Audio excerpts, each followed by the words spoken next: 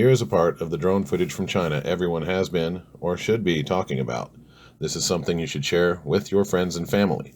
Of course, if you are counting on the Democratic media in the U.S. to cover this, don't hold your breath. It is reported by Sagar Enjeti and a BBC News anchor. These videos do not belong to me, and any opinion I render may be speculation on presented material. I will have further comments after the video.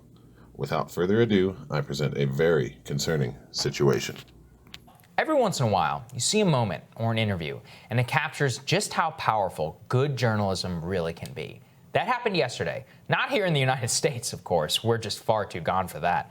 But across the pond in the United Kingdom, when a BBC News anchor confronted their Chinese ambassador with video footage of Uyghur Muslims with shaved heads kneeling on the ground, awaiting being packed into trains.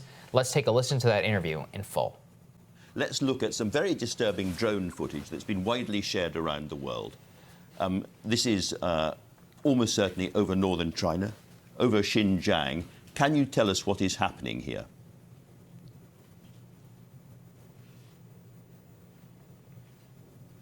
I cannot see, this video. This is not the first time you show me. I still remember last year you showed me what is happening in Xinjiang. In Xinjiang, exactly. But let me tell you this. Xinjiang, have you been to Xinjiang yourself? No, I never have. You know, Xinjiang is regarded as the most beautiful place in Xinjiang. There's a Chinese saying, you do not know how big China is. Ambassador, that is not beautiful coverage, however, is it? You know, Xinjiang, that is exactly what I'm going to tell you. Since 1990, Xinjiang has completely changed because there's thousands of terrorist attacks. Well, that was 10 years ago. Can I ask you why people are kneeling, blindfolded and shaven and being led to trains in modern China? Why? What is going on there? I do not know where you get this videotape. You know, sometimes you have a transfer of prisons and prisoners, you know, in any country. In any country. A masterful presentation by that BBC anchor, and ultimately a very revealing statement from the Chinese ambassador. Basically, they don't care if they get caught. Well, now that you've watched the video, there you have it, folks. Something you haven't seen in almost 70 years. People being persecuted and placed on train cars.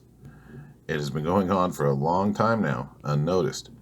It goes unnoticed by decent American people, and even worse, goes unnoticed by trash like Antifa and BLM and the Democratic American media. I would imagine Antifa and BLM would have something to say about slaves and slave labor, but both those movements are nothing but worthless, hypocritical jokes.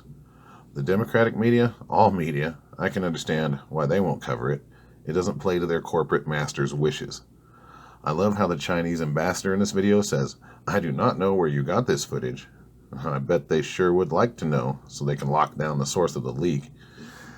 As a last thought and starting point for the next video in this small series, I would like you to think about one thing.